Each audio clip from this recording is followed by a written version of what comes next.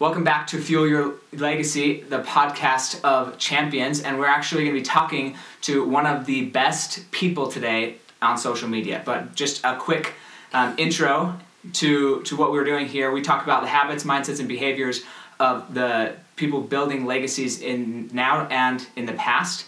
Today we have on Maddy, Mink. We've been talking about her all week on how to actually market your message. There's a lot of things that go into building a legacy, but making sure people know about what you're building is pretty important, right? There's the guy who built Mount Rushmore. Nobody knows who he is because he didn't let anybody know who he was. And that sucks because that's a pretty cool legacy, but nobody knows who he is. I looked it up once and I thought it was interesting, but I forgot because he didn't get good branding. So today we're going to be talking about how do we get marketing out there, how do we build a personal brand, how do we build that, and how is that going to help us accomplish our goal, whether it's charity, whether it's helping people change their lives, whether it's just you're money hungry, I don't care what it is. How do you accomplish your goal and build a legacy, a meaningful legacy that you want to build? So welcome, Maddy. Thank you. And just give a brief introduction of yourself, how you got to where you are, and why legacy and specifically marketing your message is so important to you. So my name is Maddy Mink. I am an influencer coach. So my purpose is to help women unveil their inner queen to become influencers in their lives and business. So I have centered my whole life around actually being an influencer and helping others do the same. And that's one thing that I find so important, especially when you're starting a business, you're trying to share a message, you're trying to have an impact in this world and create fulfillment. You have to be an influencer, like end of story. And people don't understand quite what an influencer is or who's in that position. And it's amazing how unconscious people are in this specific area. Like, for example, at a hair salon, even a woman doing someone's hair, you have an influence over that person. When you are in any leadership position, you are an influence. And it's taking accountability of that. It's actually taking, taking credibility. You know what? I actually have to take responsibility for the energy that I'm putting out there, for the things that I am saying, because it does affect people. It does influence people, especially when you're building a business, you're building your legacy. What I do, what I say, the image that I build around me, it'll affect generations to come. It'll affect my whole legacy. It'll affect my whole world around me. Yeah, exactly. So I'm curious how you would define the difference between maybe a salesman or a marketer, because I know that right now, especially in the Instagram world where we're going to talk about, the word influencer has almost become like an affiliate marketer type person where there's no real branding or intention behind the influence. It's just like, hey, I want to become an influencer and market crap. But how would you define, how would you separate yourself as an influencer versus, and what's that's usually called an ambassador. The thing that you're looking for is usually like ambassador. That's like the new beautiful word that everyone loves, companies love to spell out. Hey, come be an ambassador for my company. It sounds really, really pretty. Mm-hmm. All that really means is, hey, I'm giving you a discount if you get sales for my company. That's all it is. They're representing the company on a very minuscule scale. There's a big difference between having an ambassadorship versus a sponsorship. Influencers are the one actually getting sponsorships, and the reason that they acquired those is because they built themselves as a public figure with a specific message, a specific purpose, and they're a public figure. They are a spokesperson for this. So like back in the day when you would think of like the athletes representing Nike, those are sponsorships. Well, now individuals who have built themselves up, they now get that opportunity to be a representative of this brand. Right. Okay, so we're going to get into that a little bit later, more in depth on how and why that's important from a branding perspective. But I'm curious, like a little bit more of your background. When there's two questions in this. When did you first decide that you wanted a legacy, and how did you decide what that legacy was going to be? So it's actually really funny that you asked that. Where I decided, I'm like, you know what? This is something I need to teach other people. Is when I saw so many women with so much potential, and they had no idea how to share their message. And I had finally unlocked for myself how to do this. So I'm like, you know what? I need to figure out not only how to replicate it, but how to monetize it for myself and monetize it for other people to create a legacy, to create a business. And to take it one step further, I've thought about this for my family and for the generations to come. And we are trying for kids in June after we get married. And I'm so excited that I've actually started building up my daughter's Instagram, even though we're not pregnant yet. So, like, I've gotten, like... you hope it's a girl. I hope because it's a girl. Boy, well, even if it's a boy, I'm actually able to help document their lives and get them sponsorship deals and brand deals as children. I mean, I do professional modeling. I'm able to... Hopefully they're cute. Just kidding. Yeah. I'm able to help actually build them up so by the time they are teenagers and actually ready to take over their social media, they will have hundreds of thousands of followers and sponsorship deals and collaboration deals. And I couldn't think of a better gift that I could give my family and my legacy and my clients than the gift of being able to share your message at all times and to be a role model, a public figure, a speaker. And so that's really what drives my soul and makes me so passionate, is being able to pass that on to my children. That's awesome. So I'm curious, just because I've heard this in multiple things, even when I started sharing pictures of my kids on social media, there's like a whole group of people who think it's like an invasion of your child's privacy to be sharing them, and it's actually a risk to be sharing all that much information or pictures of them. How do you like help somebody overcome that fear of sharing their children on social media? So this is actually a really common question that I get from influencers that I build up. And here's the thing, people are going to see your kids anyways. There's always those, there's really bad people out in the world. And you're preventing an opportunity for people to connect with you. That's the biggest thing. People want to connect with you. They want to trust you. They want to know you. And where my fiance and I, we are very much in the spotlight. We speak on a lot of stages. We're public figures. I mean, every week when we go somewhere, someone recognizes us. So our kids are already going to be in the spotlight. And I now get to control what is being shared about them and what is their life is building up. And I don't mind that because they're already going to be in the spotlight no matter what. And I might as well help them benefit. And I've already... as soon as they're born, I'm setting up savings accounts, whatever collaboration, sponsorship deals that they make, even when they're just an infant, that's all theirs. That's their work. And I'm teaching them how to work. I'm teaching them how to build themselves as influencers.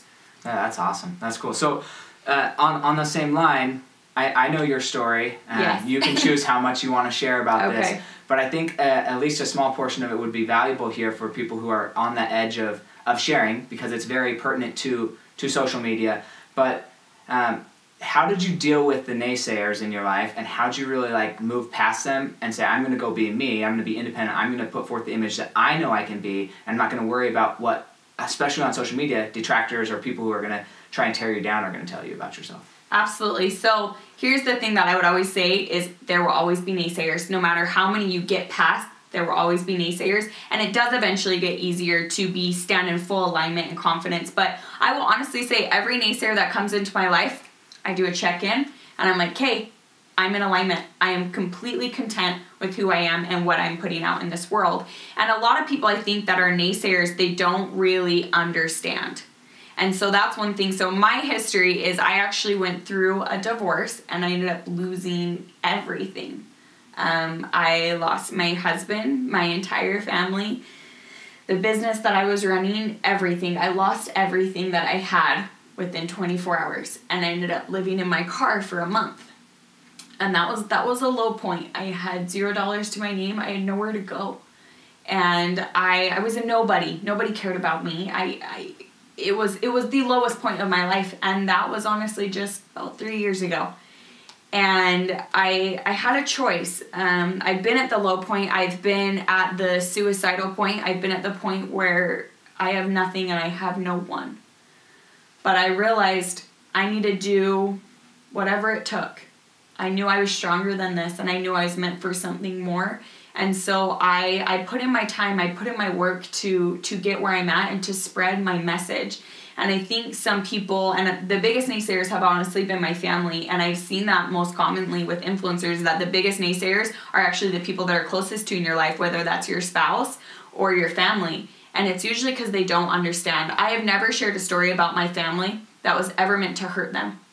I could share so many stories to hurt them and hurt their business and hurt their reputation. But the only time I share stories is to help someone else. That is my true being, is if I had to go through all this pain, I had to go through all this suffering, I can honestly say it was worth it if I helped one person not have to experience what I had to experience and not have to feel the way I felt. So that is the commitment that I took as an influencer, that I will do whatever it takes. I will take on whatever responsibility that I need to so that I can help some other person not have to experience it to that capacity. And that is why I stepped into this position. That is why I pushed past the naysayers. That is why when someone says to me, Maddy, I can't believe you're making money off of being an influencer. I can't believe you're making money off of teaching other people to be an influencer. They don't understand. They don't understand at all. I'm giving an opportunity to those that deserve it and those that I know are ready to step into that position, and I will never regret that. Yeah, and I think along that is what to add more clarity here, what they don't understand, because you and I were on the same page in a lot of these things. Absolutely. But once you become an influencer, you start to understand really where people's minds are, and that's why I asked the question in the beginning, what's the difference between an ambassador and an influencer? People think their image of you going and marketing something, you going and representing another company, they see that as you just being a salesman. They see that as you not really taking full stock into who you are and your brand, and they're missing the point that you represent those things. I know you specifically, you represent the Second Amendment a lot, and you really like gums. She loves gums too. No, I'm just kidding. You really like guns, but that you're not just marketing guns. You're not out there to make a statement for the sake of making a statement. You're out there saying, look, this is who I am and what I want to influence. And the influence aspect, we need to actually dissect the word and say you're trying to influence somebody, not manipulate, not motivate, but to share who you are and inspire people to really get to where they are. And that's what influence is. And for me, I'm in a different, a different career field, but I love social media because there's a lot of people who I've reached out to and tried to share what I'm doing with them, and they're not interested. They just put, no, please don't talk to me about it. I don't agree with what you're doing, blah, blah, blah. And then I start sharing on social media more. When I met you, I started doing a lot more social media. And then these people are coming out of the word work and they're thinking, oh, Sam's actually a professional. He knows what he's talking about. He probably actually can help me. And they are now understanding that I'm here just sharing information, truth. And as I do that, it's to help and inspire people to take action and better their own lives. And so I think that's a key point of understanding they don't understand the idea and the concept of influence. And I will say that, like every industry, like every field, you've always got the people that just don't fucking get it and they do it wrong. Like, absolutely. They are, and I will say that I know a lot of influencers and I have called a lot of them out and they are doing it completely wrong, and they've given influencer marketing a horrible name. And what's interesting that you brought up the firearms, I will never make money off firearms. I went and invested to become an instructor, and I will never make money off firearms. That is my giving back to the world. That is sharing my purpose. And so it's very interesting when people are like, oh, she's probably making money off of it somehow or this. And it's true, like, to some degree, yeah. But it depends exactly what it is. For example, if I did like a trade deal with a service, for example, I know that company, I know exactly what it's about, I know the purpose, I know the service, and I trust them, and I'm proud to promote it. And I would rather that and be able to give my followers a true reference and referral to a company that I believe in and that I personally use, and I'm totally fine with that. Because I'm actually giving them a gift. I'm actually giving them a gift of my experiences yet again. Right. Yeah, exactly. So that's just a good point for people to understand what is influence. I love it. Thank you so much for that. And I think that's, with firearms specifically, there's always going to be things that we indirectly benefit from. Yes. That it's part of our branding. For me right now, this podcast, I'm not making a dime from it, but it's adding another layer so people can get to know me. And when people get to know me, then I may make income from helping them do something else in their life, but they get to know me here, and I don't make money on my podcast right now. So it's very similar to that. Well, and being a true influencer, I do believe that opportunities and benefits come when you're in alignment. I mean, for example, I got to fly out to go see Elena Cardone and do a firearm conceal carry project with her for a day. That opportunity wouldn't have actually happened for me if I wouldn't have stood up and said, you know what? I'm going to promote women conceal carry no matter what it takes. And I put that out into the world, and I actually had one of the awesome, most amazing connections of my life from that. Yeah, that's awesome. I love it. So moving into really the purpose of the podcast, remember we're going to talk about habits, mindsets, and behaviors.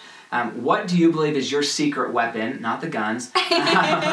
But what's your secret weapon? What habit, mindset, or behavior do you believe that you bring to the table better than anybody else that's going to help build your legacy, that you kind of cornered that market and other people are going to come to you to learn how to learn that habit, mindset, or behavior so they can share their legacy more? So I understand every part of the market. I understand the contrast. I understand the light. I understand the dark. I have gone so deep into this market to figure out what works, what doesn't work, what's being done wrong, what's being done right, that I can honestly sit in truth in someone of saying, I know exactly the right way to do it, to actually make a true influence, to become a true influencer with an organic following, to build a business, to build a life, to build a legacy. I don't want to just give people a pretty number or a certain amount of likes. No. I give them clients, I give them a business, I give them a life, and I give them a platform. And I know exactly how to do that completely in the light and with love. Yeah, and something else I would say that you do very well with your clients is people come in, and this was myself as well. I knew what I wanted, sort of. I knew the end goal-ish. But no, but really, like I had this vague idea, but I hadn't really identified my identity as far as how I was going to share that and the branding and the marketing perspective of that. And so yes, you can help with all of these after things, but until somebody really identifies their identity and really identifies what they need to do and who they are and what they want to represent, then it's going to be really difficult to actually share and actually market that. If you're shooting in the dark because you don't know what you are and who you are, then that's really difficult to overcome and really market. And so that's something I've seen you do really well with your clients, is help them identify what is it that they actually want to market. What exactly is their gift that they can actually share and add value? Because it's all about adding value to other people, and not necessarily what can you get, what collaborations can you get, what value can you add to those other people and companies. So that's the true definition of influence. Influence is not how you can make someone feel about you, it's how you can make them feel about themselves. And so that's exactly what you're saying, and I absolutely agree with that for sure. Yeah, that's awesome. So from a financial perspective, because you mentioned you came from your car, you came from basically nowhere. I have not experienced that level of destitution. I don't know if that's the right word, but I made it. Desperation. Destitution's good too. I haven't experienced that for a really long time, because when I was growing up, we were kind of like that. My parents were Pizza Hut drivers, very poor, working odd jobs, just trying to survive. I'm the 7th of 11 kids, so I did experience it to a point, but by the time I was 11, I had decided that I was going to go get a full-time job, and I've worked ever since. So I've always been able to provide essentially enough money for my basic needs and some wants. Mm-hmm. And I don't know the last time I had less than $10,000 in saving. I've just always been pretty financially secure because I learned that I didn't want to not be when I was very young. So I don't really have a super rags to riches story, in a short period of time. It was a long time of building myself. Yes. But how did you get the financial backing, and how did you really stay afloat financially while you were building your influence? So I was a personal trainer at the time. I'd been a trainer for 7 years. I had been working in my family insurance company that my dad owned. And that got ripped away along with my life. And that, what I say, was driving my most income. That was making me the most money, and definitely more of the career that I was on. So when that got ripped away, all I had was personal training that I was doing 15 hours a week.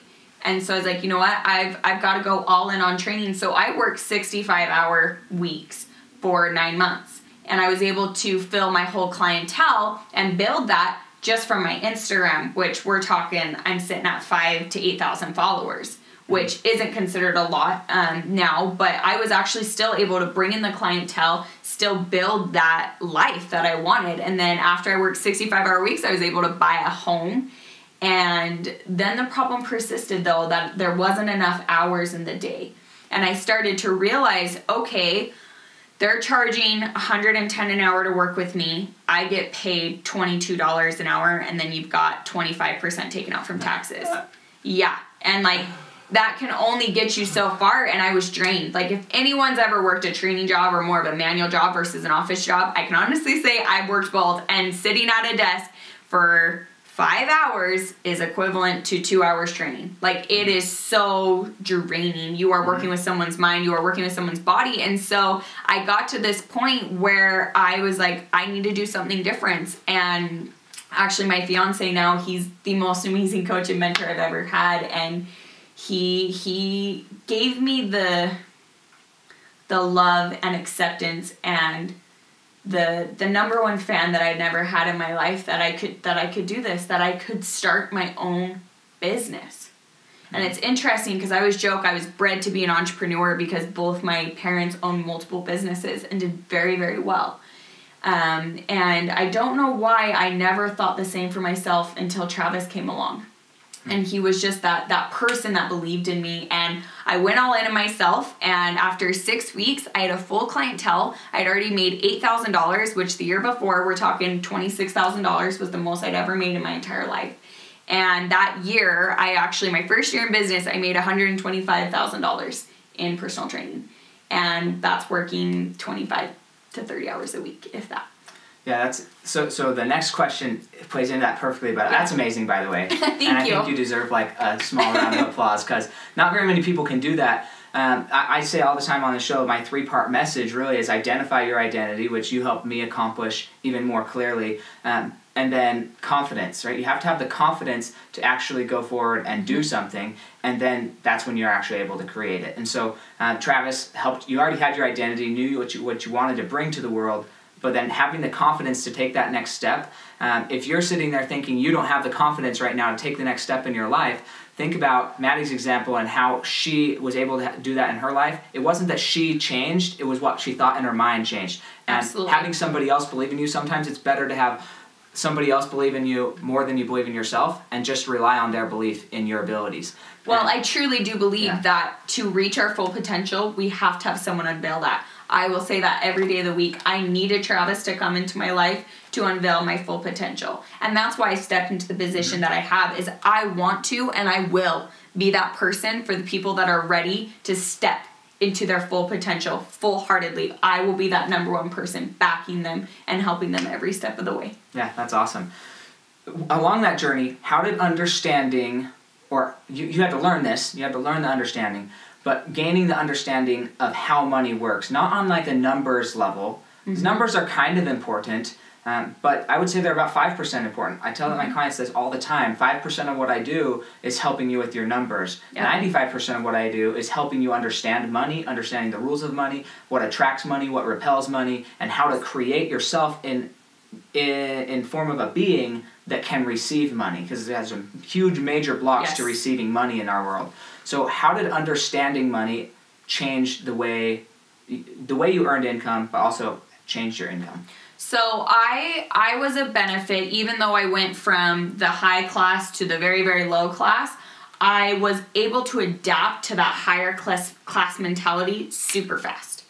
And I see the contrast compared to Travis because he was raised lower class. And I see him with that default, because we always go back to our experiences when we were children, that it's harder for him. It was harder for him to jump 2 social classes and stay in that high class mentality. But I have not, I think I've probably developed actually the proper conception of money from how I was raised, instead of the misconceptions of money that society makes you believe. And I realized how important is that, and then how I was able to step into a position where I was easier to receive, because I already accepted that I was worth it. I already accepted that I was worth sponsorship deals. I was worth getting money. I was worth paying. Mm-hmm. I stepped into my own value and realized that people aren't paying what I'm worth. They're paying what they're worth. And when I took my selfishness out of the equation, I realized I am not doing justice to that person and their transformation and what they can make in their lives. Mm-hmm. And more importantly, I learned how to invest in myself. I think that's one thing that I wasn't taught growing up, is how to invest in myself. Mm-hmm. I already built my real estate portfolio and different investments for sure. I was taught that.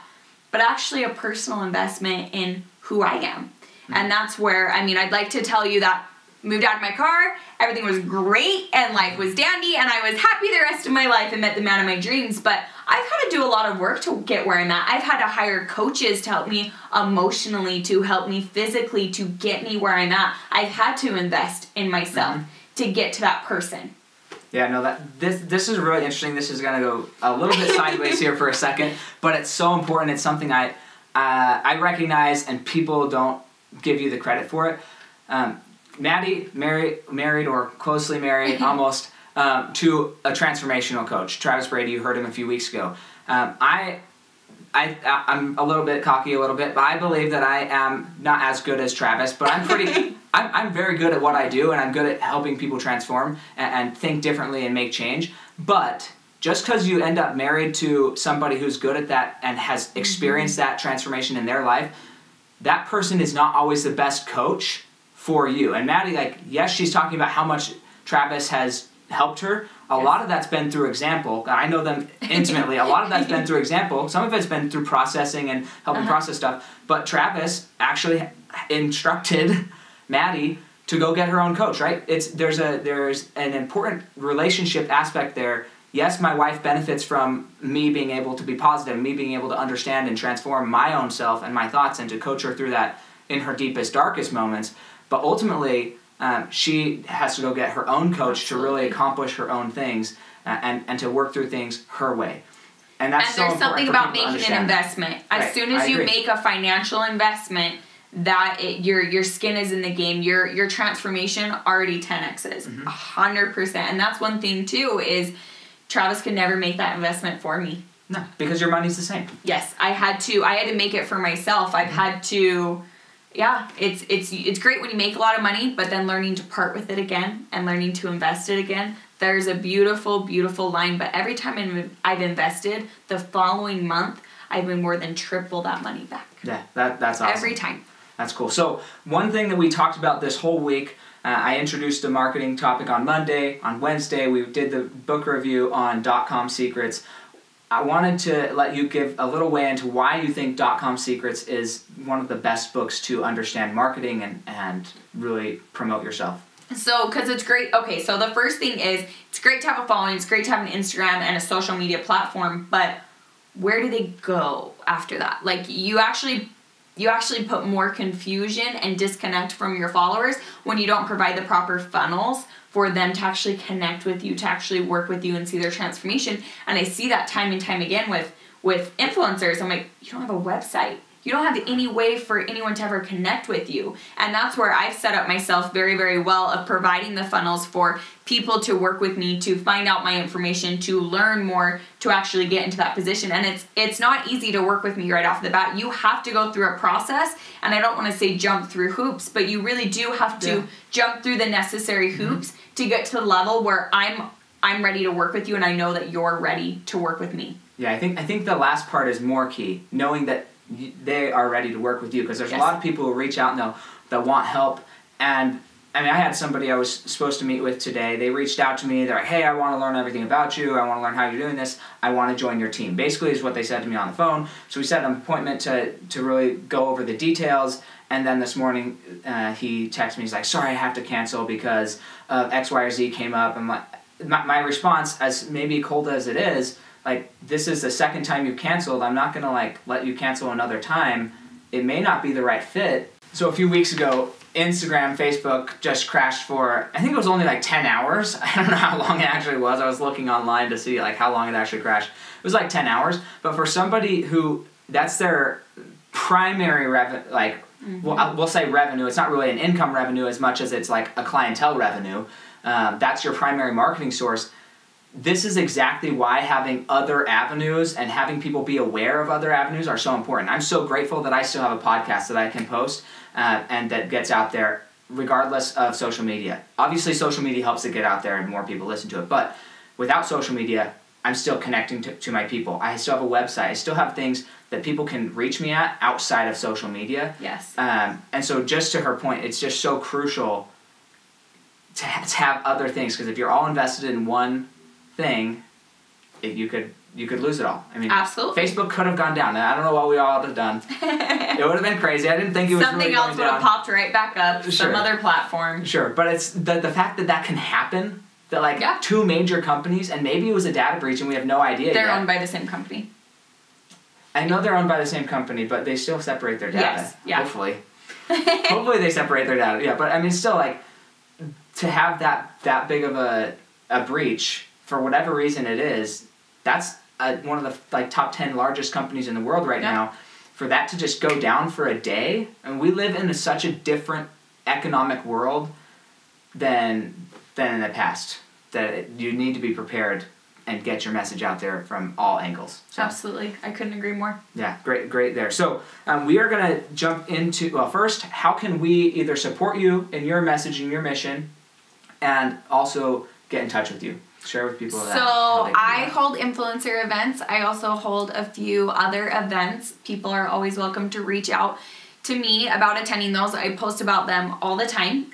Find me on Instagram. It's Minky, Minky, or on my website, which is maddymink.com, MADDYMINK. Awesome. And she is actually going to be speaking on the panel at our event on May 11th, specifically on the legacy side of things, how to actually promote your message from a social media standpoint. We're going to have a few different professionals in different areas of industry. So there's going to be like a branding expert and then a marketing expert, both there to really help you understand how to get the most out of you and your skills, because you can continue to work your 9-to-5 job for a corporation and, just as she said, get paid what they think you're worth, or you can take it upon yourself to go and find out what they're paying you for, what is the exact skill, what's the exact thing that they're paying you for, and learn how to exploit that for your own income and for your own family's benefit rather than for their benefit. Start a little side hustle and make that your main thing, the thing that you're getting paid for already, and make that your main thing to where you're actually branding yourself that way and providing for your family in a way that no corporation is ever going to pay you for. So that's going to happen May 11th. You can find the link in the show notes here, or also if you are following either of us on social media or Travis Brady on social media, you definitely will be able to get access to that, and we'd love to give you a promo code if you'd like a discount. You don't have to have the discount, but if it's there, one way to get that is to share this podcast on social media and tag Samuel Knickerbocker, Maddy Mink, or Travis Brady in it. So this is the legacy on Rapid Fire. We're going to find out what's holding you back, kind of where you're going, and where we're going from here for your legacy. So what's holding you back from reaching the next level in your legacy right now? Hiring a higher level coach to take me even further to the next level. Awesome. And what's the hardest thing you've ever accomplished? I would say accepting my past and learning and seeing what it did for me instead of what it did to me. Awesome. And what is the greatest success you've experienced to this point in your life? I would say, honestly, going to Florida and working with Elena Cardone, my biggest idol, and being able to do a video series with her. That's awesome. I'm going to break code here. Leave it to Sam to break code. But what's cool about that is that was more of a dream. It wasn't necessarily a financial success, and I don't know if you'll ever get paid from it or for it, but just the dream, accomplishing your dream, there's something to be said about doing the things that you love in your dreams rather than just focusing on the income and what you're going to gain out of it, just giving. And so that's cool. Thank you for that. And then what is one of the secrets you believe contributes to your success? I would say accepting myself entirely for my dark and my light and being in full alignment with who I am. Awesome. And what books would you recommend, either one or two books that you would recommend for the Fuel Your Legacy show and audience? I would say .com Secrets and Expert Secrets, both by Russell Brunson, have by far been a game changer in being an influencer and being in business. Awesome. And both of those will have links in the links below, in the show notes below, for you guys to go and grab those from Amazon if you'd like to. Which I've also got to market those for Russell Brunson because I'm an influencer. So that's not even part of the show. It's a book I had already read, already loved, already told people about, and now because I'm an influencer, I actually had the opportunity to do that. That's way cool. Yeah. So if you have a product that you really, really love and you're going to talk about it anyways, if there's a way for you to go and serve them and serve the people who are promoting or creating their product, then have a discussion about it and just see if there's any mutual benefit. And you don't make a contingent on, you're sharing a contingent on the mutual benefit, or that sounds a little bit like you're not really sincere about it, but focus on how can we actually promote that. And then lastly, this is the final question. So do you have anything you want to share that you haven't been able to share yet before we ask the final question? I just want to thank you. You've actually played a really, really big part in my life and in my transformation, and I'm really proud of you, and I'm honored to be on your show. I mean, Sam's done huge things since we first met a long time ago. So I'm just impressed. Yeah, awesome. Well, thank you. I appreciate all that you do for me. Absolutely. But it's now many years from now. So now we got to find out what you actually want out of your legacy. So now it's many, many years from now, 6 generations down. Okay. So you've been dead for probably, honestly, you've been dead for probably 50 years. Okay. Okay. your great-great-great-great-great-great-grandchildren are talking about you, what do you want them to be saying about you? What do you want them to be saying your legacy is? That I completely changed the field of influencer marketing. That I completely changed the whole entire field of influencer marketing. That's cool. Awesome. Well, thank you so much. I think you're well on your way to accomplish that legacy from an insider perspective and an outsider perspective. Because she actually connected, this is funny, but we actually connected on Instagram the first time. She reached out to me. She saw what I was doing. She saw that I had a little bit more potential than I was currently exhibiting through my social media. I was struggling really bad. I knew I was supposed to be on there, but I had no idea how to be on there. You had good intent. You've all experienced that where like you're supposed to be doing something, but you're completely clueless about how to do it. That was me with all of social media, but specifically Instagram in a way that's like it was pitiful. I've deleted most of that part of my Instagram by this point. But that's awesome. You can always connect with me at fuelingyourlegacy@gmail.com.